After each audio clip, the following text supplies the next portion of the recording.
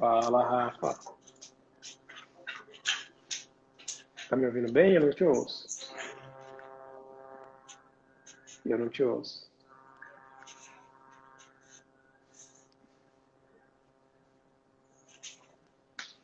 Fala, pessoal. Boa noite. Vão entrando aí.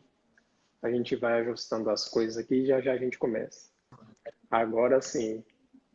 Tá me ouvindo? Tô te ouvindo. Você Pronto. me ouve? Eu tô ouvindo, tô ouvindo. Tava conectado com o Legal. fone Bluetooth aqui antes. Ah, de boa. Tudo certo por aí, Rafa? Tudo certo, Gui. Com você, cara? Tudo certo? Bem também. Na Que bom. correria, né? Como sempre. Se não Isso tiver, aí já é frase de paulistano, cara. Paulistano que você pergunta e já responde isso. cara, não tem como, né? A gente vai fazendo uma, duas, três, quatro, cinco coisas, planejando mais para fazer, na hora que vê já tá atribulado de coisas, Tem que estudar, tem que escutar os podcasts da sua orientadora sobre gestão de tempo. né? O problema é que falta tempo para ouvir esses podcasts, né? É, aí é um problema. Aí pode ser um problema Nada, mesmo. né? Mas logo a gente vai se acertando. Fim de semana provavelmente eu tô aí, hein? E eu tô sabendo que você vai no nosso estúdio, né? Né? Tô querendo conhecer aí, pô. Tô sabendo, tô Tô sabendo. precisando atualizar as aulas. Pera aí, rapidinho, deixa eu tirar o modo economia de bateria, que ele fica apagando minha Tranquilo, tela aqui. vai lá. Ah, por isso que a minha tela estava apagando aquele dia, então. Pronto. Eu vi que a minha tela estava apagando justamente na semana passada e eu não sabia o que que era. Eu falei, caramba, tô na live e Essa tá tralha, apagando. às vezes eu esqueço de tirar do modo economia de bateria e ele fica Aham. apagando a tela aqui também. Ah, de boa. Pronto. Mas é isso. E como é que tá a pós? Após, Prazerosa? após, tá indo também, tá? Aquela Tá correria indo? boa, cara. Aquela correria Ah, boa. que bom. Aham. Tá no meu módulo, no caso, agora, né? Ah, é? Então a correria está em mim nesse momento, né? Módulo de dor, mas tá indo bem. Entendi. Tá indo bem. Nossa, aí é louco, hein? Boa noite, Aí, Gui. Vanessa. Vão Boa noite, chegando aí, Vanessa. pessoal. Tô dando um tempinho para todo mundo ir entrando, Rafa. Eu vou pedir, né, como praxe, para você se apresentar, mas eu creio que muita gente já te conhece. Quem não conhece vai conhecer um cara que é espetacular em todos os sentidos, né? Quem não gosta de estar com o Rafa não vai gostar de estar com ninguém, porque é super agradável. Conversar Obrigado. não. Óbvio que a gente se sente, vou usar um termo não que vulgarize, mas que a gente se sente um pouco inferiorizado, né? Mas vocês vão perceber o tanto que a mente desse cara é grande e o conhecimento que ele tem para dividir com a gente. Convidei ele justamente também por isso, né? Para a gente aprender. Eu acho que tudo que ele traz para a gente de conhecimento não só agrega para aquilo que a gente já tem e para conhecimentos novos, mas os insights que ele traz é muito interessante. Que a gente, né, na hora que escuta ele falando, fala, putz, me acende a luzinha e eu consigo, dentro daquilo que eu estou emperrado ali pensando, seguir em frente. Então, Rafa, antes de mais nada, eu gostaria de agradecer você, né, para estar aqui comigo conversando, numa conversa um pouco mais objetiva, falando sobre aquilo que a gente gosta, que é neurociência, falando sobre cérebro. Antes de mais nada, eu gostaria de que você se apresentasse para todo mundo, para eles te conhecerem um pouco melhor, e a partir daí a gente flui a conversa. Beleza. Bom, Gui, obrigado pelo convite, cara. É sempre um prazer. Prazer bater papos com você. Você sabe que. E ainda mais falar de assuntos, né, como esse. Para a gente falar de neurociência aqui de uma forma voltada para a área que a gente atua, que eu acho muito legal. Mas, para quem não me conhece, eu sou o Rafael Prescalite, sou fisioterapeuta de São Paulo. Eu tenho um título de especialização pelo Hospital das Clínicas, da Faculdade de Medicina da USP. Mestrado e praticamente doutorado pela USP também, na área de neurociências e comportamento. Hoje eu atuo principalmente como pesquisador em dor, vinculado à USP, vinculado ao IoT, da Faculdade de Medicina da USP. Mas também atuo como sócio proprietário do portal Fisiortopedia, né, e estou ali no planejamento estratégico de boa parte das operações que estão acontecendo no portal e estão por vir aí também. Então, acho que de forma bem resumida, né, eu acho que eu posso falar das minhas atribuições atualmente mais como isso. Né? Além de ter um pezinho na clínica, né, sempre muito forte aí no atendimento de pacientes com quadro de dor crônica também. Legal, eu achei isso muito importante, né? Então vocês viram que o Rafa tem toda essa bagagem que faz com que ele tenha todo o conhecimento, mas também que saiba aplicar tudo isso hoje em dia. Eles me levaram, né, juntamente com o Foco lá para o Fisiortopedia, que é uma plataforma que eu aconselho de olho fechado para todo mundo. E até semana que vem, quem vai estar aqui com a gente vai ser justamente o Fuco, para conversar um pouco, já deu spoiler, né? Mas enfim. Mas vocês viram o quanto que o Rafa tem a agregar para a gente. E sobre esse assunto, eu não consegui pensar em outra pessoa para falar de uma forma clara e rápida, né? E principalmente que eu venho defendendo e venho cada vez mais trazendo isso também na imagética, seja a favor ou seja contra, é basear as coisas em evidência, né? E o Rafa é a base da evidência para a gente nisso. Então, Rafa, para a gente até adentrar um pouco já nesse assunto, a pergunta, né, que eu acabei bolando, que eu acabei conversando contigo é se a decisão do cérebro é um chute, no sentido de ele acha alguma coisa para ter uma ação, né? A partir do que a gente entende que o cérebro faz uma ação, o porquê que ele faz uma ação, como, por exemplo, predizer alguma coisa e aí tomar uma atitude. O que você tem a dizer para a gente sobre isso? Na verdade, esse é um assunto, enfim, muito legal, né? Eu estava num congresso internacional, assistindo o congresso hoje de manhã, que falava justamente disso, de predição e emoções, no caso, era focado em emoções. Mas esse é um bate-papo interessante, porque por muito tempo a gente tentava entender o cérebro como se ele fosse um computador, né? E os exemplos disso são ricos aí em livros, em materiais didáticos. A gente sempre escutou dar exemplos do cérebro como um computador, né? A gente até hoje escuta isso, é muito comum. Mas acontece que, na verdade, a gente não tem poder computacional com o nosso cérebro para ele funcionar como um computador, né? Ele não consegue processar toda a informação disponível e, com base nessa informação, processar e tomar uma decisão. O que a neurociência vem mostrando em várias linhas diferentes, aparentemente, é que o nosso cérebro não funciona dessa forma, né? O que vem talvez sendo uma das maiores revoluções no entendimento de como que o cérebro funciona, né? Isso no geral, em todas as áreas. É interessante a gente pensar que ao longo da evolução tiveram, principalmente espécies do gênero Homo que tinham um cérebro maior do que o nosso, né? Porque o ponto principal é um balanço muito fino, né, do ponto de vista evolutivo, você ganhar poder computacional, porque você tem mais neurônio, então eu consigo processar mais informações, versus a quantidade de energia que eu gasto para manter isso. Né? O cérebro hoje, a gente sabe que ele consome aí, né, 25% da energia em repouso de organismo, apesar de ele corresponder a um peso ínfimo, né, 3% do peso corporal. Então custa muito caro manter um cérebro, né, e manter um cérebro ativo. Então, por exemplo, o Homo neanderthalis, ele tinha um cérebro maior do que o nosso, mas ele não está aqui agora, né? Então, talvez a questão não seja muito sobre a quantidade de neurônios, o poder computacional, talvez a questão seja outra, né? E alguma vantagem que a gente teve ao longo da evolução como espécie que outras espécies não tiveram. Então, acho que a gente pode começar por aí, Gui, porque vamos pensar o seguinte, né? Se a gente tivesse que processar toda a informação disponível para poder se comportar no mundo, além de precisar ter muito mais hardware do que a gente tem, a gente provavelmente ia gastar muita energia para conseguir agir, ia ter um delay para agir muito grande. Mesmo um computador hoje moderno, que tem uma capacidade computacional boa, às vezes, se você abre 10 arquivos, ele já começa a lentificar os processos. Né? Agora, você imagina a quantidade de bytes que um cérebro de qualquer ser vivo tem que processar num dado momento para que aquele ser vivo possa se comportar. É muita informação, né? Muita informação. E aí eu acho que o ponto inicial da nossa discussão é, se o nosso cérebro não consegue, o cérebro de nenhum animal aparentemente consegue, processar toda a informação para então tomar uma decisão, como que ainda assim seres vivos se comportam no ambiente, né? Como que ainda assim a gente se movimenta, a gente se comporta, a gente pensa, a gente sente. Então, como é que funciona esse mecanismo do cérebro? Né? E a gente chega hoje no que a gente entende, né? Que é o cérebro que chuta, o cérebro que antecipa, né? O cérebro bayesiano, que talvez seja a melhor comparação que a gente tenha. Né?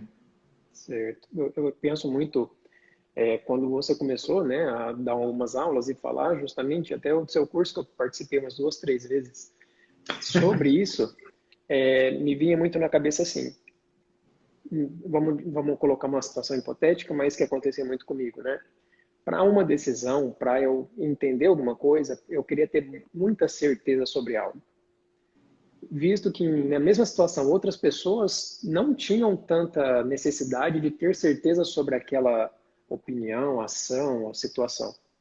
E às vezes o resultado de uma determinada tarefa ou de entendimento daquela situação era a mesma. Só que eu gastava muito mais energia, muito mais tempo, porque eu queria coletar muito mais informação para tomar uma ação. E nesse modelo, né, é justamente isso. Eu tomo, então, alguma atitude, não necessariamente dependente de muita informação, ou eu fico esperando para tomar uma ação.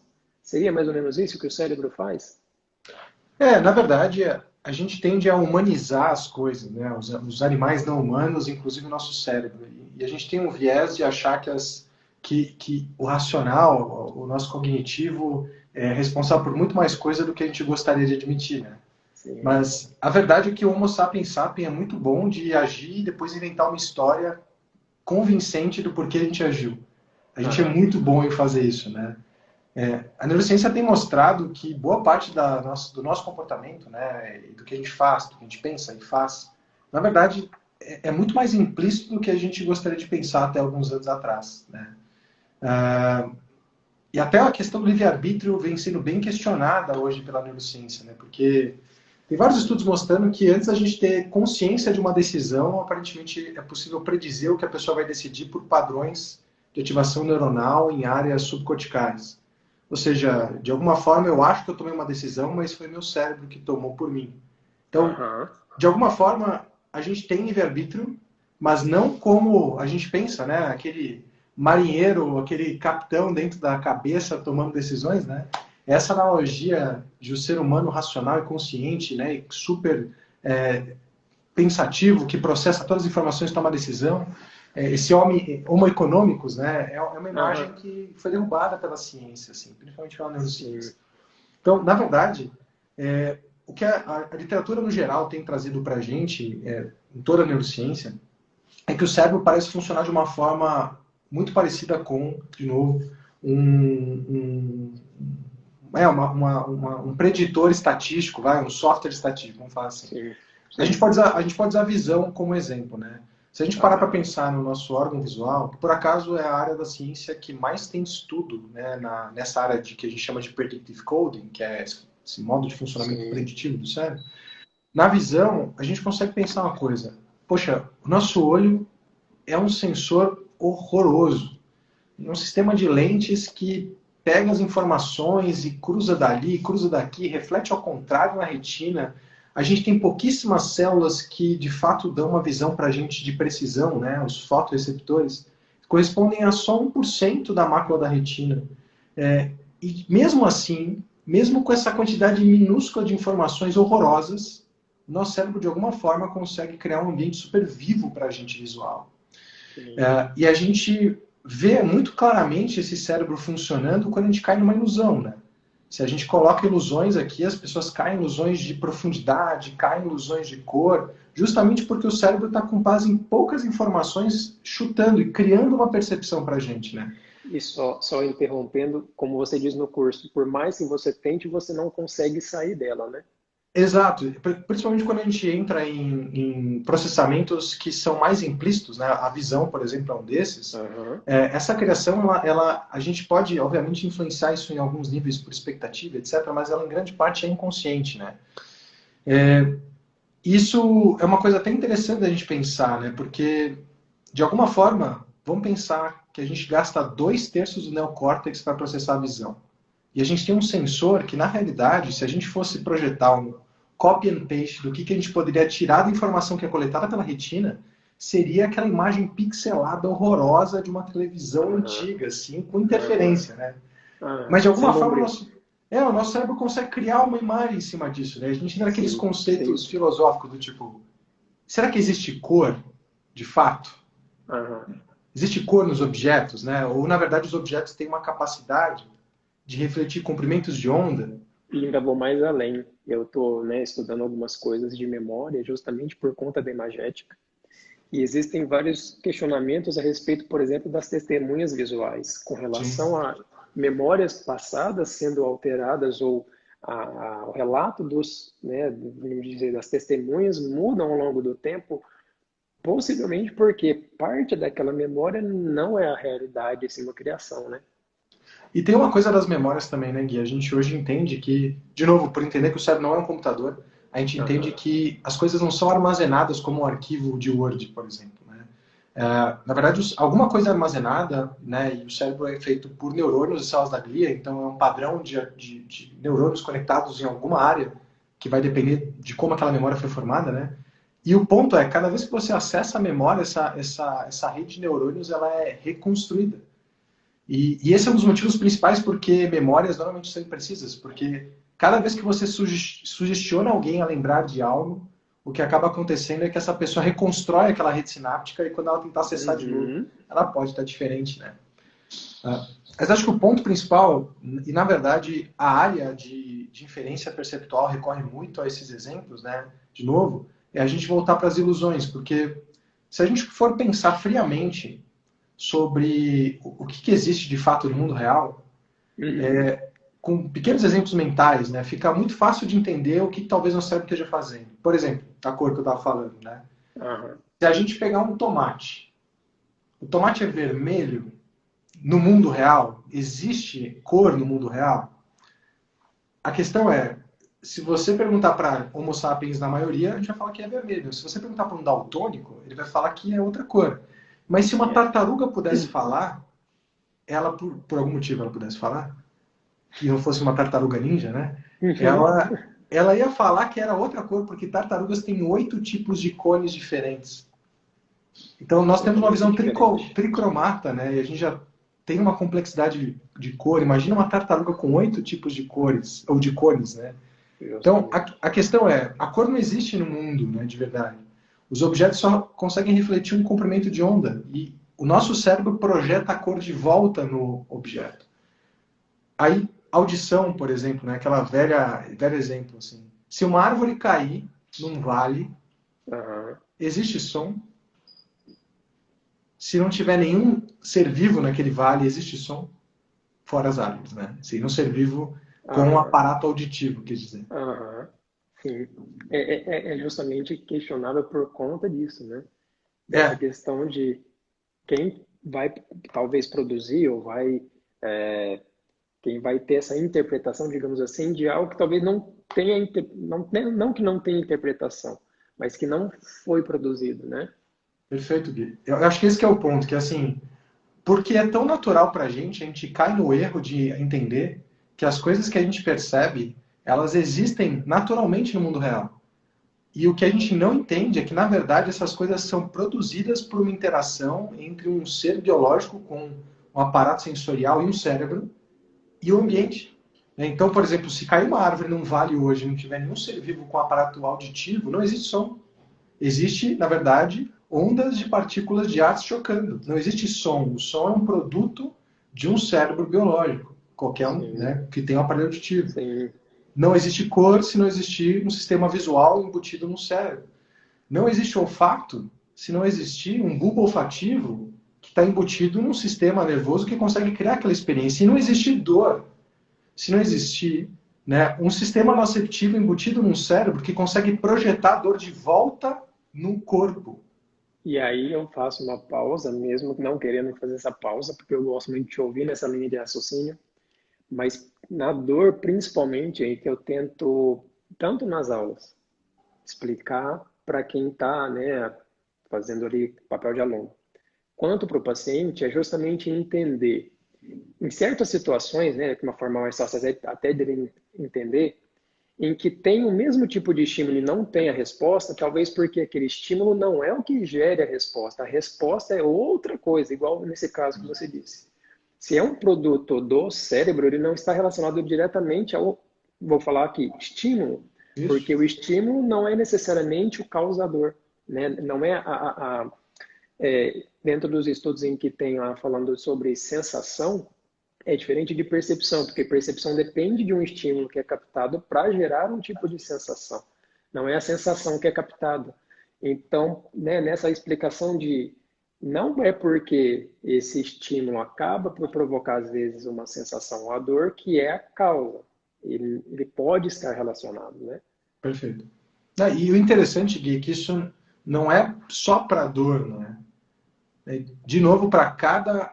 A gente está falando só de contínuos perceptuais aqui, mas para cada contínuo perceptual, o que você precisa para o fenômeno existir, para eu perceber algo visualmente, para eu perceber um som, para eu ver uma cor, né, para eu sentir cheiro, gosto, dor, somar sensação, eu preciso ter um cérebro e eu preciso ter uma forma de projetar de volta aquilo em algum lugar. Né? Então eu preciso conseguir projetar a cor de volta no mundo, eu preciso conseguir projetar a dor e a sensação de volta no corpo. E isso é o cerne do que a gente entende da área de predictive coding, né? ou esse funcionamento preditivo do cérebro. Na verdade, o cérebro não é um órgão passivo que recebe informações, processa e aí a gente percebe algo. O cérebro é um órgão ativo, né? No sentido de que quase tudo que a gente faz é um output, é uma saída, né? Seja isso um pensamento, uma emoção, um movimento ou uma sensação, que seja. Né? O que a gente entende hoje é que tudo envolve esse processo do cérebro com base em poucas informações, ele conseguir criar uma resposta que nos permite interagir com ele. Né? Esse mecanismo de funcionamento preditivo aí do cérebro. Pensando, o Foucault está falando em mim, Rafa. Rafa, pensando diretamente, tá conseguindo me ouvir bem? Tô te ouvindo. Tá. É porque eu troquei o fone, às vezes fica longe. Pensando no tratamento, na fisioterapia, se a gente for, né, tentar moldar, digamos, essa predição do cérebro sobre algo, vamos colocar uma situação hipotética para ficar mais fácil. Paciente com dor lombar crônica inespecífica, com alta hipervigilância e alta evitação, por exemplo, para o movimento de abaixar. Ele pode ter, por exemplo, né, o cérebro dele tem a opinião ou o chute de que aquele movimento é o que causa dor. Vamos pensar aqui em tanto fatores ou respostas, né, psicocognitivas ou cognitivo-comportamentais, tanto as físicas, realmente ali ter a sensação, ou evitação, ou tensão corporal e etc. Dentro dessa questão de predição, pensando de uma forma bem geral, de predição, de brincar, moldar esse chute do cérebro, como que a gente conseguiria, de uma forma bem resumida ou bem simples, moldar essa predição do cérebro num caso como esse? Eu acho que até um passo antes aí, Gui, que é o seguinte. Bom, se a gente assume, então... E não é mais tão estranho hoje falar que a dor é um produto do cérebro. Isso era estranho há 5 anos atrás, falar isso, né, para quem falava e para quem escutava, mas hoje não é mais tão esquisito, as pessoas entendem isso.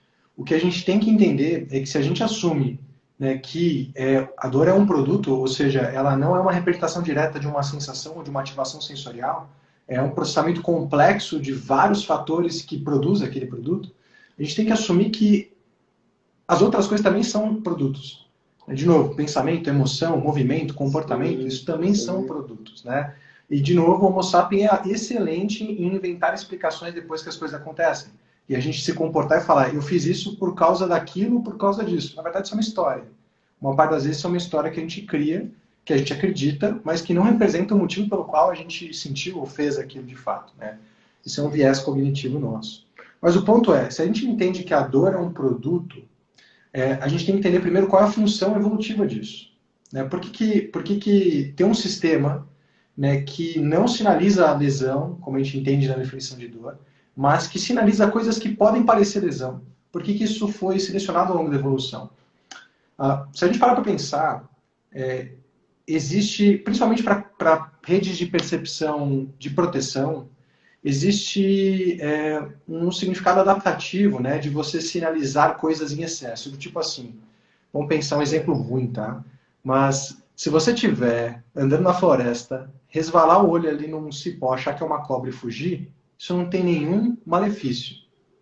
Mas se as pessoas com frequência resvalarem o olho em cobras, acharem que é cipó e ficarem, isso pode ter tido consequência, inclusive, né, as pessoas que tinham essa tendência podem não estar aqui mais, os genes, né, dessas pessoas.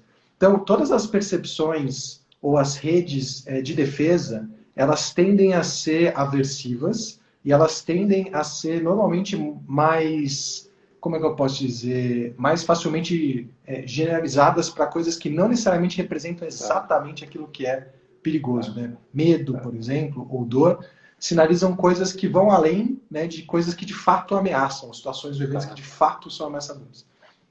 Isso tem uma função evolutiva, né? Na média, as pessoas se comportarem perante a dor como se fosse sempre uma lesão, na média, protegeu a espécie, né?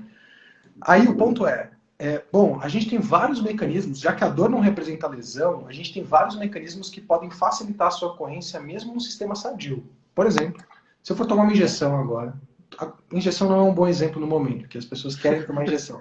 Mas digamos que eu tenha medo de tomar injeção, e eu for tomar uma injeção agora.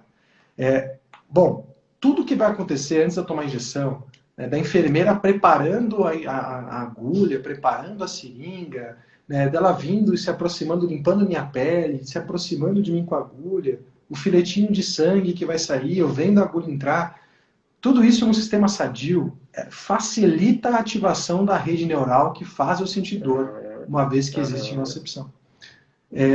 Essa antecipação pode fazer com que aumenta, na verdade, a chance de eu sentir dor e a intensidade da dor percebida. Mas no sistema sadio, fisiológico de dor, eu não consigo criar a dor ou sentir a dor que eu quero. Eu não consigo pensar assim, ó, eu vou dobrar a coluna agora e vai doer. Não, eu não consigo fazer doer assim. Eu não consigo imaginar que vai doer e fazer doer. Porque, apesar de existir esses mecanismos de antecipação que aumentam a chance da dor acontecer para situações que não necessariamente estão associadas com uma lesão, né? Mesmo no sistema fisiológico, o ponto é que existe uma certa proteção no nosso cérebro, uma certa barreira ali entre as redes neuronais que modulam a ativação de outras redes sobre a minha rede de dor. Tem redes que são extremamente precisas, né? A visão é extremamente precisa. Eu sempre gosto de pedir para as pessoas fazerem um experimento mental, que é do tipo, se eu mostrar um objeto, vocês percebem ele. Mas se eu pedir para vocês tentarem lembrar o objeto que eu mostrei, vocês vão ver provavelmente alguma coisa dentro da cabeça de vocês, mais opaca, e não necessariamente vai ser exatamente o mesmo objeto. Isso está acontecendo porque, de alguma forma, vocês estão acessando redes de memória pela cognição e resgatando o padrão de ativação neuronal que ficou armazenado lá no córtex visual de vocês. Mas a neurotag da visão ela é precisa. Se você não tiver ativação da retina, você não percebe o objeto no mundo real. Sim. Agora, quando a gente fala de neurotags mais frouxas, por assim dizer, medo, dor, elas são mais maleáveis, ou seja, por mais que a gente tenha um estímulo preciso, né, a nocepção é um estímulo preciso, apesar de ela não sinalizar a visão, ela está presente o tempo todo no corpo, mas outras redes podem facilitar ou dificultar a ativação da rede de dor. Só que, no sistema sadio, eu não consigo fazer o que a gente fez aqui, eu não consigo pedir para alguém pense em sentir dor e sente dor. A questão entrando agora no caso clínico, quando a gente olha para a literatura científica, a gente consegue perceber que, independente de a gente ainda não conseguir falar se isso é causa ou consequência, a gente consegue afirmar que o sistema nervoso de pacientes com dor muda ao longo do processo de cronificação. A dinâmica de funcionamento do sistema nervoso periférico e central, e quando eu digo dinâmica, eu quero dizer do ponto de vista morfológico, neurotransmissores, funcional e estrutural, o cérebro muda completamente, né, ao longo do processo de cronificação. Ao ponto de a gente conseguir ter evidência de que, ao fazer essa antecipação que é normal, que é fisiológica com relação à dor, né, é normal a gente tentar antecipar situações potencialmente aversivas, isso modular a experiência de dor, muitos desses pacientes sentem dor. Né, tem várias evidências com pacientes com dor lombar, crônica, por exemplo, que ao observar pessoas fazendo movimentos com a lombar que eles sentem dor, eles relatam que dói. Tem evidências com pacientes com síndrome complexa de dor regional, mostrando que ao imaginar que eles estão fazendo movimentos que doem, eles sentem dor. Tem evidências com pacientes de dor lombar fazendo a mesma coisa também. Só de imaginar o movimento que eles sentem dor, eles sentem dor. Por quê? Na verdade, o que acontece é que essa conexão entre as redes, né, entre essas neurotags e outras redes que antecipam, a conexão acaba se perdendo em capacidade modulatória, a ponto dessas redes conseguirem ativar a nossa rede de dor no cérebro. Então, boa parte do que a gente está entendendo hoje, e de novo, dor é uma coisa complexa e a gente vai sempre cair no erro de generalização se a gente quiser explicar dor crônica com uma única explicação, né? Vão ser sempre a interação de múltiplos fatores. Mas o que a gente vê é que, em muitos pacientes, o componente de antecipação excessivo parece um fator importante. Então, quando eu começo a escutar palavras como medo, catastrofização, hipervigilância, comportamento doloroso, todas essas coisas, né, o que elas remetem para a gente, na verdade, é que o paciente está antecipando. Mas o ponto é que o sistema nervoso dele não funciona igual ao nosso. E aí, quando ele antecipa, o que acaba acontecendo é que favorece muito a chance da dor acontecer.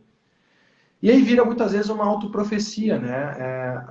Muitos pacientes têm alguma alteração da sensibilidade da via nociceptiva, ao antecipar que vai doer no movimento, o sistema fica altamente tendencioso a produzir dor, e aí quando eles se movem, eles ainda já estão com a via nociceptiva facilitada, aumentam contração, às vezes por excesso, isso produz mais nocicepção.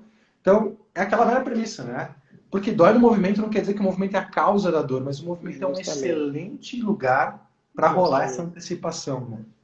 Ô, Rafa, até dando continuidade nisso, é porque amanhã vai rolar um post sobre cegueira inatencional.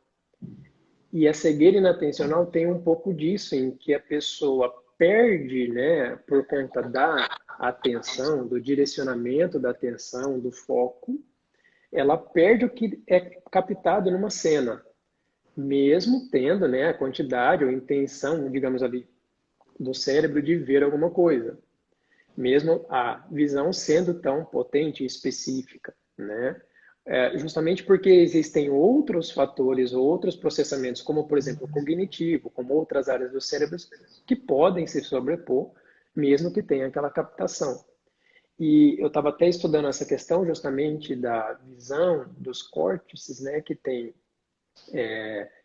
dos córtices não, do funcionamento, por exemplo, do córtex frontal, do córtex visual e dessa precisão de cada um, onde, por exemplo, se a gente vê, como você tinha mencionado lá, um tomate em tons de cinza, automaticamente meu cérebro pinta ele de vermelho porque eu tenho uma memória, eu tenho uma pré-definição disso, né? Dessa cor, dessa formação e dessa precisão.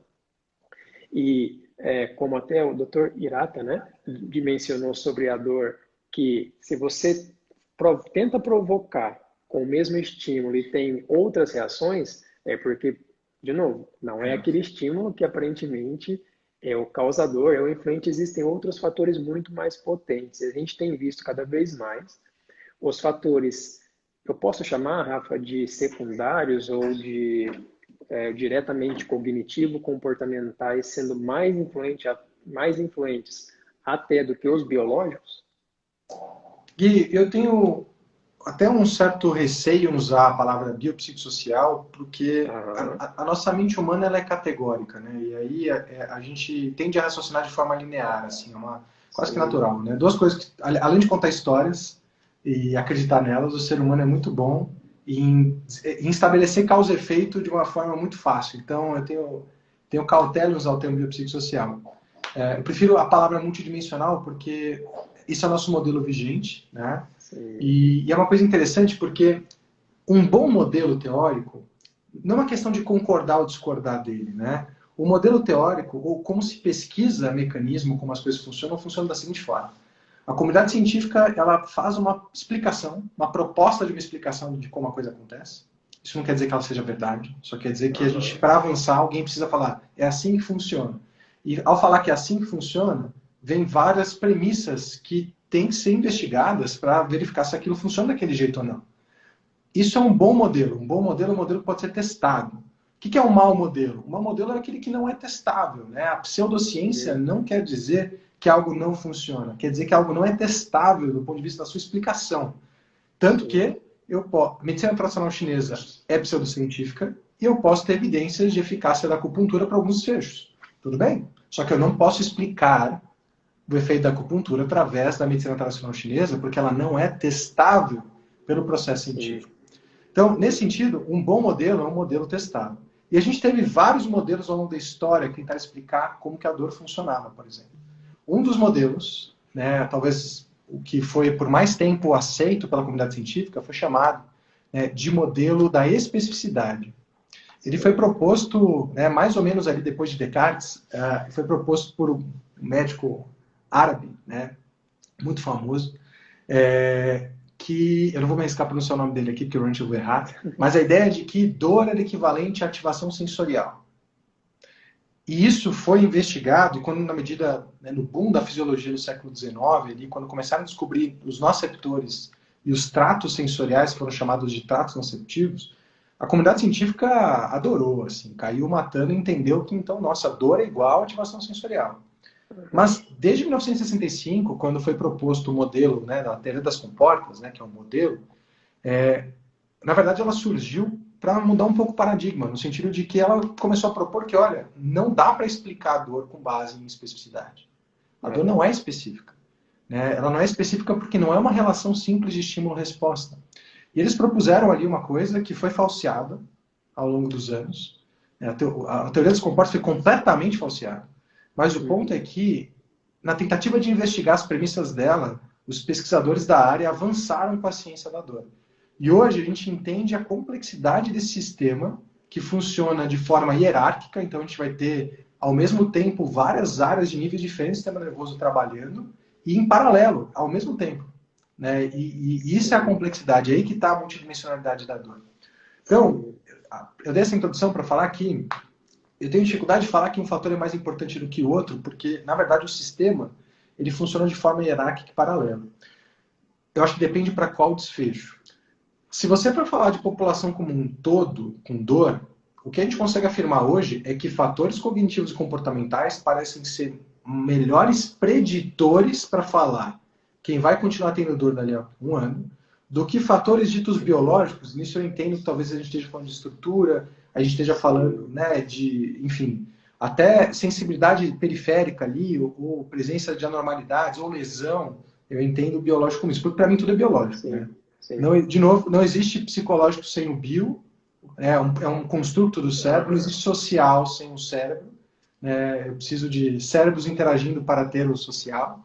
Então, tudo é biológico nesse sentido. Mas, se a gente for falar para o desfecho cronificação, ou explicar que eles têm mais chance de continuar tendo dor, e muitas vezes de evoluir mal com desfechos cirúrgicos, por exemplo, não evoluir bem com um tratamento conservador, concordo. Eu acho que fatores cognitivos, emocionais e comportamentais têm se mostrado melhores preditores, de fato. Legal. Continua me ouvindo, né? Tô ouvindo bem. Dei o fone aqui. Rafa, o papo está muito legal. A gente poderia ficar aqui discutindo a noite inteira, né? Mas seguindo o objetivo de ser bem, seguindo a meta de ser bem objetivo, eu acho que duas coisas poderiam resumir e finalizar, né, a nossa live aqui hoje. A primeira sendo responder a pergunta, né? Então a decisão do cérebro é realmente um chute. Eu achei que era uma pergunta retórica. Né? A gente tem, de novo, tá? Como é que a gente explica como as coisas funcionam? A gente propõe modelos, investiga as premissas deles. Se eles forem robustos, eles vão sobrevivendo a essa investigação, sendo adaptados, até o ponto que eles cheguem ao status de virar uma teoria. O que é uma teoria? Sim. Uma teoria é um modelo robusto que foi muito testado e hoje não é mais falseado na sua proposta original. Então, a proposta do Darwin, lá quando ele propôs seleção natural e seleção sexual, ela foi completamente falseada. Porque ela não explica o fenômeno sozinha.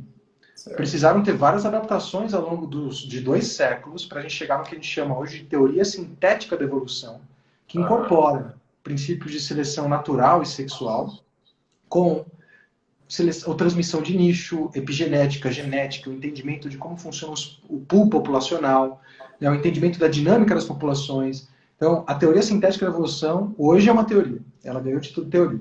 Isso quer dizer que é a melhor forma que a gente tem para explicar o fenômeno que a gente se propõe a explicar com ela.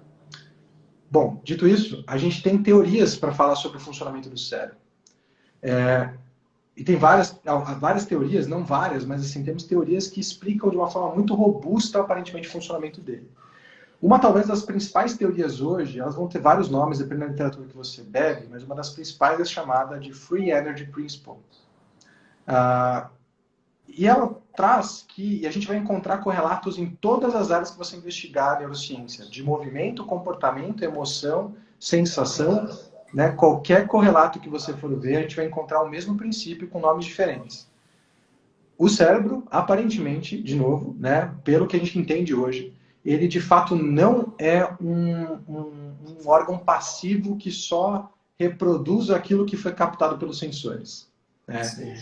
Ele é um sistema muito complexo que, na verdade, com base em poucas informações, consegue fazer predições acuradas, na maior parte das vezes. Isso em qualquer campo. Por exemplo, né, um exemplo disso.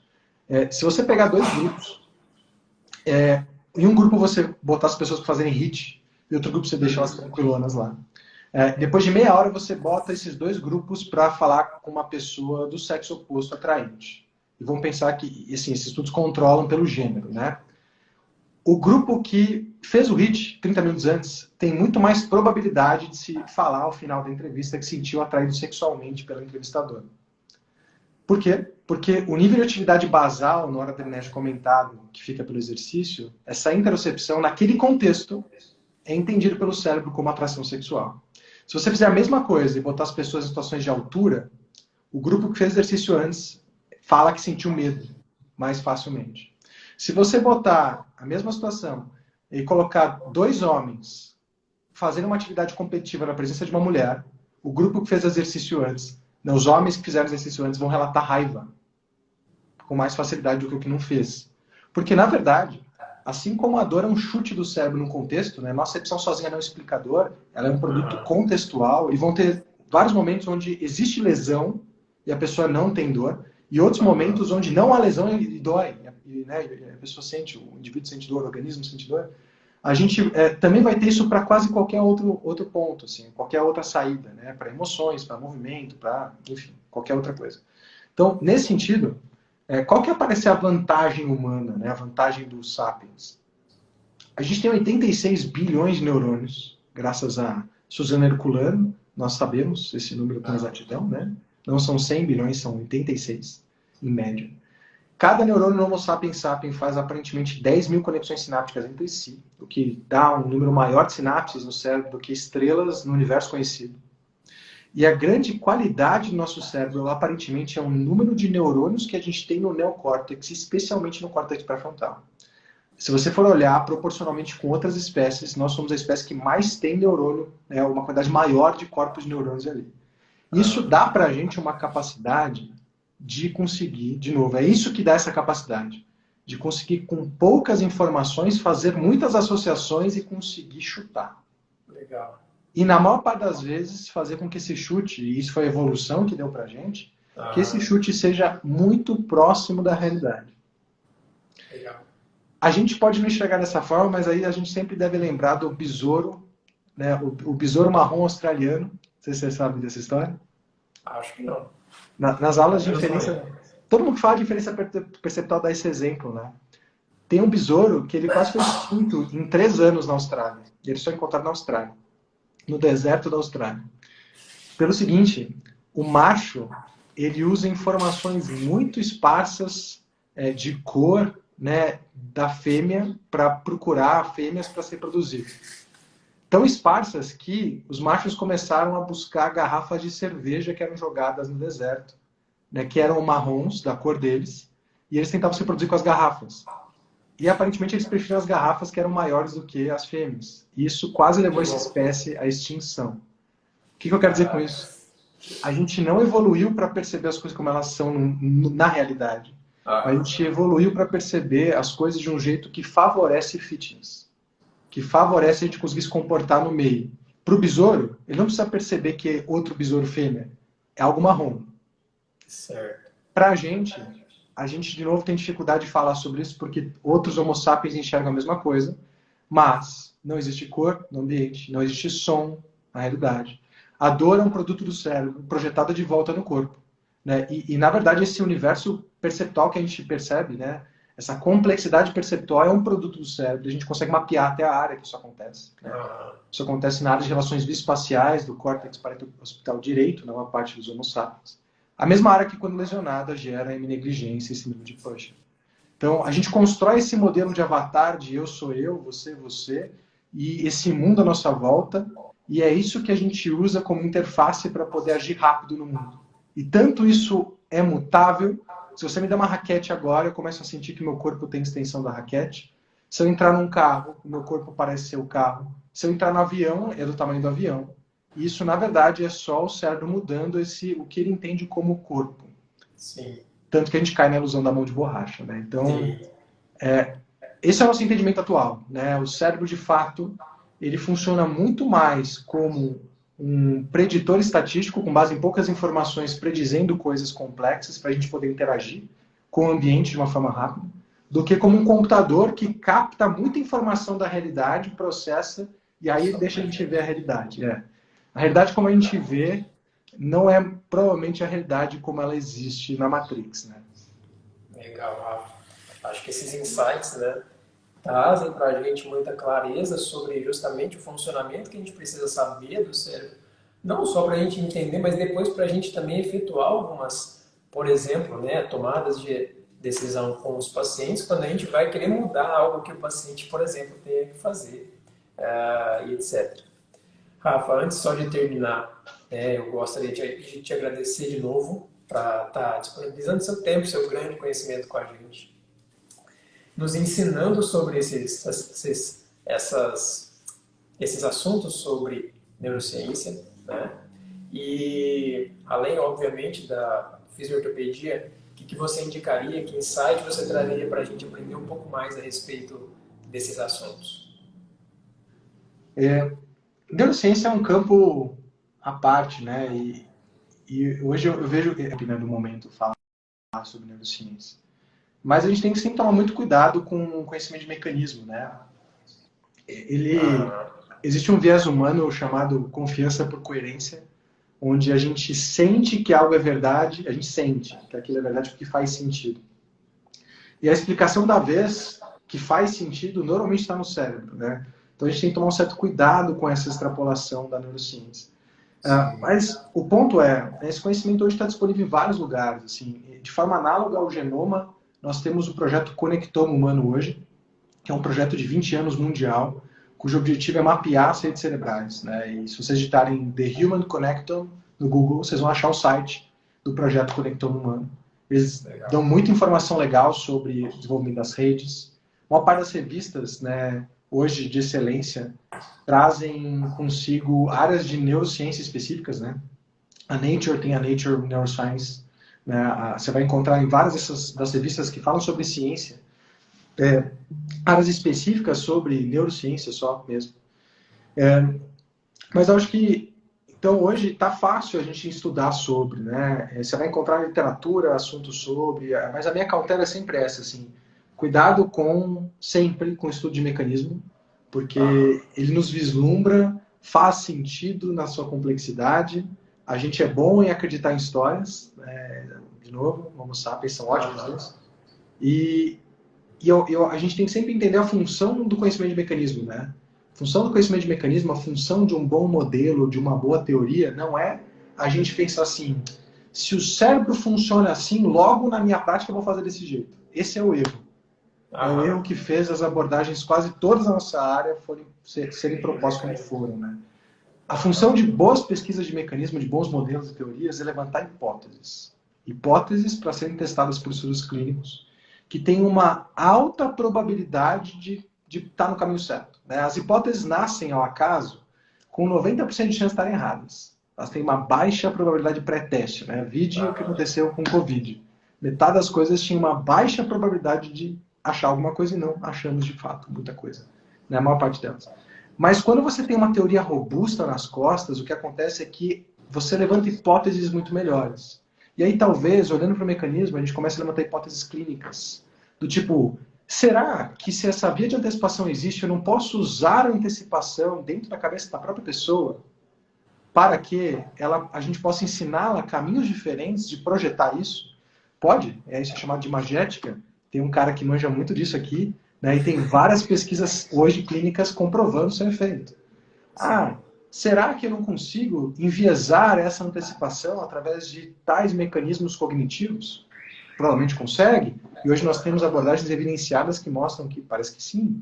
Então, a gente tem que sempre tomar cuidado com essa extrapolação direta do mecanismo, porque faz sentido, né, mas minha preocupação é que o cérebro vire um novo valgo dinâmico, né, hoje. Entendi. É o cérebro dinâmico aí, só que tá no cérebro o negócio. Provavelmente, mas a gente não vai deixar isso acontecer, não. Vai defender a ciência. Rafa, muito obrigado. Essas informações foram muito relevantes. Toda essa conversa eu acho que vai clarear muita coisa na cabeça de muita gente para não fazer muita coisa que eles estão fazendo ou vão querer fazer, né?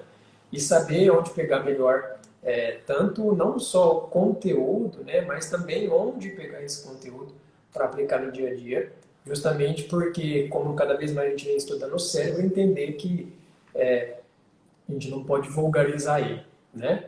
O Gabriel só falando aí do cérebro dele, do nosso, né? Na verdade, do nosso, do seu, mas a gente vai lutando para chegar no seu nível aí. Certo, Rafa? Fala com Obrigado mais uma vez. Olha só. E a Melissa, tudo bom? Só o pessoal que a gente conhece. Pessoal chegando aí. Obrigado, pessoal, também pela presença. E boa noite, Rafa. Logo, logo a gente se encontra aí e a gente conversa mais. Show de bola, gente. Boa noite a todos e até isso aí. Até a próxima. Valeu, gente. Tchau, tchau. Valeu, Rafa.